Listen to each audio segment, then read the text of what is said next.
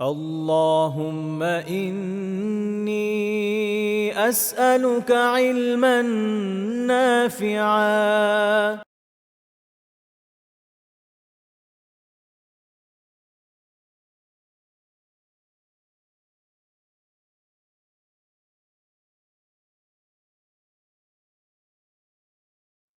বিসমিল্লাহ আলহামদুলিল্লাহ ওয়াসসালাতু ওয়াসসালামু আলা সাইয়্যিদিনা রাসূলিল্লাহ।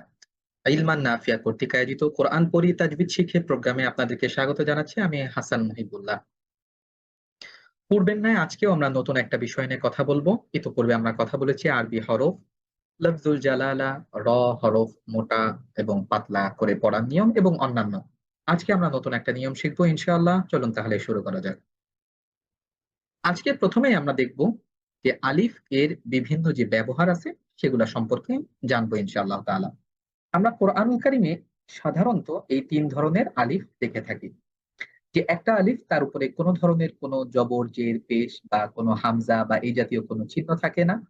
আরেক ধরনের আলিফ দেখি সেটার উপরে বা নিচে হামজা থাকে। আরেক ধরনের আলিফ দেখি যেটার উপরে এই যে সদের মাথা এটা থাকে। সাধারণত আমরা এই ৩ ধরনের আলিফ দেখে থাকি। আজকে ইনশাআল্লাহ তাআলা আমরা দেখব এই ৩ ধরনের আলিফের ব্যবহার। প্রথমেই আমরা দেখব যেই আলিফটার উপরে বা নিচে কোন ধরনের কোন চিহ্নের ব্যবহার নেই সেই আলিফটা। মূলত এটাকেই আলিফ বলা হয় যেটার উপরে বা নিচে কোন ধরনের কোন সিম্বল, জবর, জের, পেশ, হামজা বা অন্য কোন চিহ্ন ব্যবহার হয় না। এটাকে আলিফ বলা হয়। যেমন আমরা কোরআনুল কারিমে যখন মাদ করি, যখন টেনে পড়ি তখন আমরা কিন্তু এই আলিফের ব্যবহারটা দেখতে পাই। যেমন কফ, আলিফ, জবর ক। এই যে টানটা দিই কারণ হচ্ছে জবরের বাম পাশে খালি আলিফ আসছে। এই যে খালি আলিফ এটাকেই মূলত আলিফ বলা হয়। যখন এটার উপরে কোনো সিম্বল ব্যবহার হয় না তখন এটার কারণে মাদ হয়। ফলশ্রুতিতে এটাকেই কিন্তু আমরা আলিফ বলে থাকি। এখন এই আলিফটা যদি মোটা হরফের সাথে আসে তাহলে ওই মোটা হরফটায় যেই মাদটা হয় সেই মাদটাও মোটা হবে। ক। এখন যদি আলিফটা পাতলা হরফের সাথে আসে তখন আলিফের কারণে যেই মাদটা হয় ওই মাদটাও পাতলা হয়ে যাবে। অর্থাৎ তখন আলিফ এই পাতলা হরফের সাথে থেকে তখন তার মাদকেও পাতলা করে ফেলবে। যেমন কাফ, আলিফ, জবর কা। এটা ছিল ক, এটা হয়ে গেল কা। কিন্তু আলিফ এখানে আসার কারণে মোটা হরফের সাথে আসার কারণে যে মাদটা হইছে মাদটা মোটা হয়ে গেল। এই আলিফটাই একই আলিফটাই যখন কাফ পাতলা হরফের সাথে আসছে তখন এর মাদের সাউন্ডটা পাতলা হয়ে গেল। যেমন ক, কা। এই আলিফটা যখন মোটা হরফ সদের সাথে আসছে তখন এর মাদটা মোটা হয়ে গেল। স। এই আলিফটাই যখন পাতলা হরফ সিনের সাথে আসছে তখন সা এরকম হয়ে গেল। আলিফটা যখন ত মোটা হরফের সাথে আসছে তখন আমরা বলছি ত। যখন পাতলা হরফের সাথে আসছে তখন আমরা বলছি তা। যখন মোটা হরফ জ এর সাথে আসছে তখন আমরা বলছি জ। যখন পাতলা হরফ দালের সাথে আসছে তখন আমরা বলতেছি দা। আপনারা যদি একটু খেয়াল করেন এখানে প্রত্যেক জোড়ায় একটা হরফ আর একটা হরফের বিপরীত। অর্থাৎ প্রথম হরফটা মোটা হলে দ্বিতীয় হরফটা পাতলা। ক, কা। কখনোই এই পাতলা হরফের সাউন্ড যদি আমরা ভুল করে মোটা হরফের মতন করে ফেলি তাহলে কিন্তু অর্থও পরিবর্তন হয়ে যাবে। কারণ এখানে হরফগুলা পরিবর্তন, মানে একটা থেকে আরেকটা ভিন্ন। ঠিক এখানেও সরটা যদি মোটা হরফ হয় সিনটা পাতলা, এটা যদি স হয় এটা হবে সা। ত এবং তা বিপরীত হরফ, এটা যদি ত হয় এটা হবে তা। এটা এবং এটা বিপরীত হরফ জ, যা। এই বিষয়গুলো আশা করি আপনারা খেয়াল রাখবেন। তাহলে আমরা আলিফের ব্যবহারটা আমরা জানতে পারলাম যে আসলে আলিফ কোনটাকে বলা হয়। এখন আমরা জানবো যে আলিফের উপরে হামজা থাকে এই আলিফটাকে কি বলা হয়। মূলত এই আলিফটার নাম হচ্ছে হামজাতুল কতঈ। এটাকে আমরা এভাবে বলে হামজায়ে কতআ এরকমও বলে, অথবা হামজাতুল কতঈ এভাবেও বলা যায়। এখন আমরা দেখব হামজাতুল কতঈ এর ব্যবহার। এই হামজাতুল কতঈটা কোরআনুল কারিমে সাধারণত এভাবে আসতে পারে। কখনো এই হামজাটা উপরে থাকবে কারণ জবর উপরে থাকে। এই হামজাটা যখন আলিফের উপরে থাকে তখন এই জেরটা থাকে। জের যখন থাকে তখন এই হামজাটা আসতে পারে। জবর যখন আসতে পারে সরি তখন এই হামজাটা আসবে। পেশ যখন আসে তখনও হামজাটা আসবে। তা এই মাঝখানে যে ব্যবহারটা কখনো কখনো আমরা দেখি এই হামজাটা উপরে থাকে জেরটা নিচে হয়। তবে অধিকাংশ সময় আমরা দেখি জের যদি নিচে হয় হামজাটাও নিচে চলে আসে। যেরকম এখানে আমরা দেখতে পাচ্ছি হামজা দুই জের ইন। কোন কোন ফন্টে এমন থাকতে পারে যে হামজাটা উপরে আছে এটা দ্বারা নির্দেশনা দিচ্ছে যে এটা কিন্তু হামজাতুল কতই, কিন্তু এটা জের বিশিষ্ট। আবার কখনো, কখনো বা অধিকাংশ সময় আমরা এইটা দেখি যে হামজাতুল কতই সেটা যদি জের বা ২ জের বা খাড়া জের হয় তাহলে হামজাটা নিচে থাকে। উভয়টাই থাকতে পারে, আমরা উভয়টাই মনে রাখবো। পেশ যেহেতু উপরে হয় সেই হিসাবে হামজাটা উপরে হয়। জবর যেহেতু উপরে হয় সেই হিসাবে হামজাতুল কতইর যে হামজাটা এটা উপরে হয়। সুকুন চিহ্নটা যখন আসে তখন হামজাটা উপরে হয়, খাড়া জবর হলে হামজাটা উপরে হয়। সাধারণত আমরা দেখতে পাই যে খাড়া জের, জের অথবা ২ জের থাকলে হামজাটা নিচে হয়। খুব কম সংখ্যক কোরআনে আমরা দেখি যে হামজা উপরে আছে কিন্তু জের আলাদা করে নিচে দেওয়া। এরকমটাও হতে পারে, এটা দর্শনীয় কিছু না। এরপর আমরা দেখতে পাই যে হামজায় যখন ২ জবর হয় তখন হামজাটা উপরে থাকে, ২ পেশ হয় তখন হামজাটা উপরে থাকে। তাহলে আমরা এই হামজাতুল কতই এর বিভিন্ন ধরন দেখলাম, যেই ধরন ধারণ করে কোরআনুল কারিমে হামজাতুল কতই এর ব্যবহার হয়। এখন তাহলে চলুন আমরা কিছু আয়াতে এই হামজাতুল কতই এর ব্যবহার দেখি।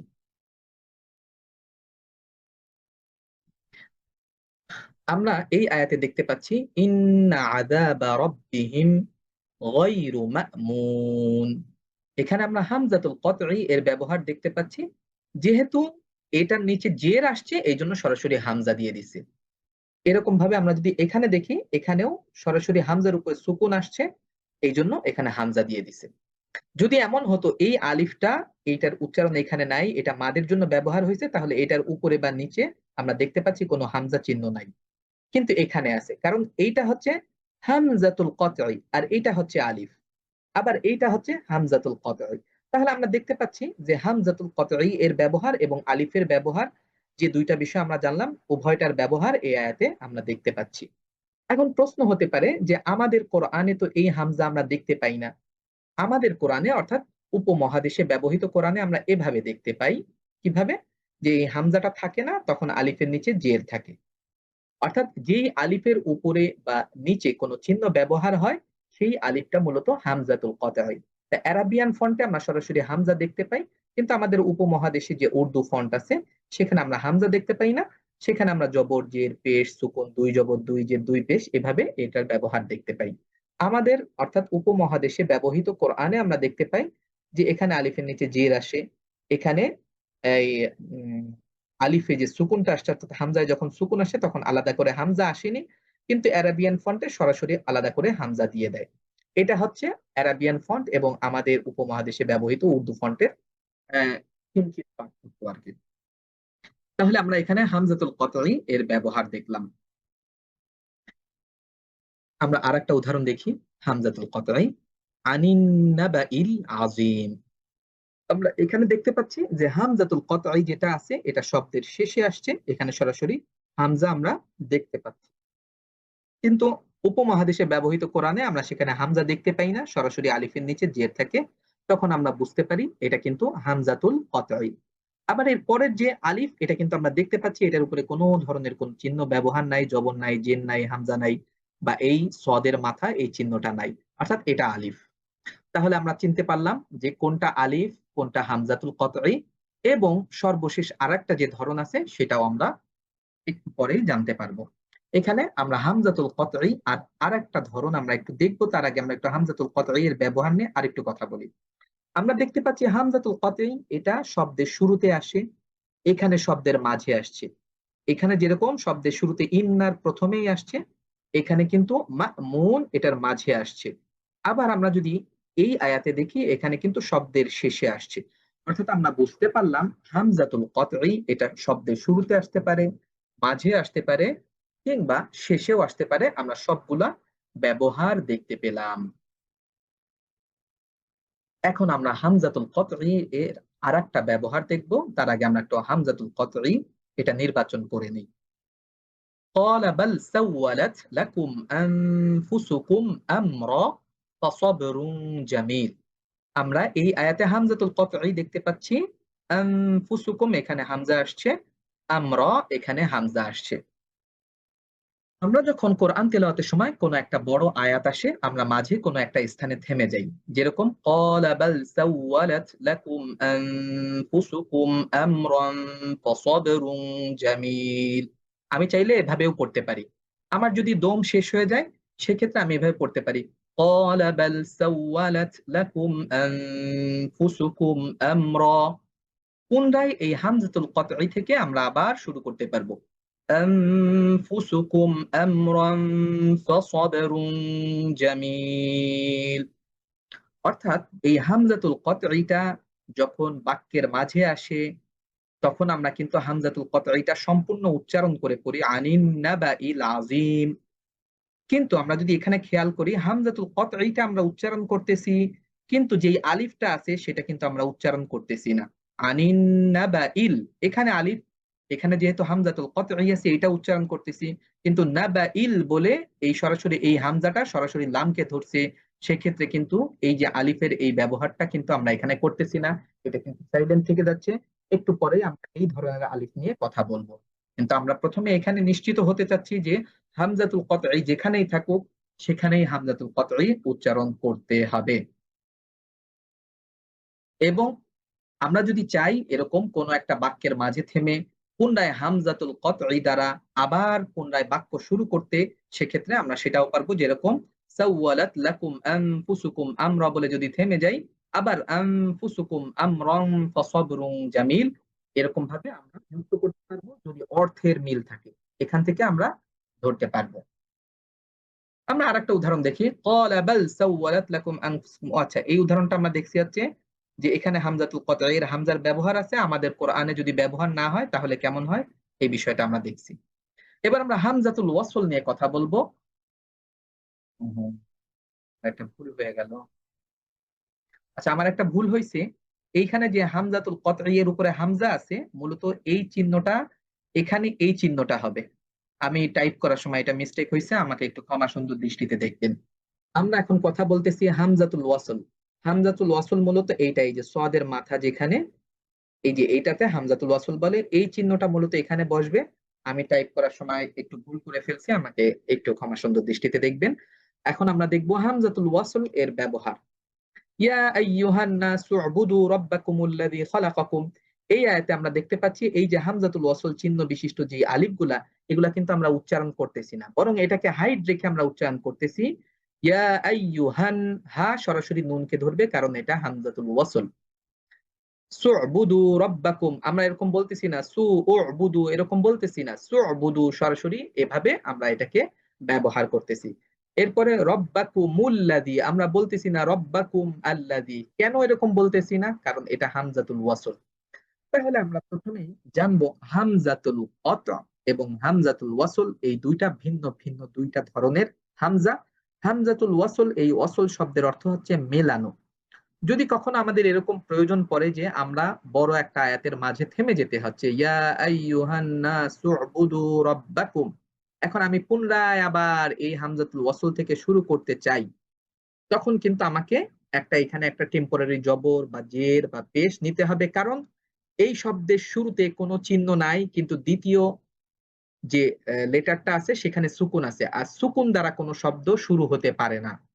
এ কারণে আমাকে এই হামজার সহযোগিতা নিতে হচ্ছে। তাহলে যেই হামজার সহযোগিতা করে, যেই হামজার মাধ্যমে আমরা একটা বাক্য মিলাতে শব্দ মিলাতে পারি, সেই হামজার নাম হচ্ছে হামজাতুল ওয়াসল। যেই হামজা আমাদেরকে আমাদের প্রয়োজনে আমাদেরকে সহযোগিতা করে, যখন আমরা বিপদে পড়ি সে তখন আমাদেরকে সাহায্য করে ওই শব্দটা শুরু করার জন্য। না হলে কোনো সুকুন দ্বারা কোনো শব্দ শুরু হতে পারে না। তখন আমরা এই আলিফটা বা এই হামজাটার সহযোগিতা নিব।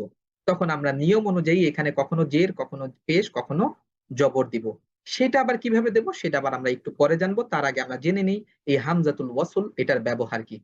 তাহলে হামজাতুল কতঈ আমরা দেখছি হামজাতুল কতঈ যখন শব্দের মাঝে, শুরুতে বা শেষে যেখানে আসুক সেটাকে উচ্চারণ করতে হয়।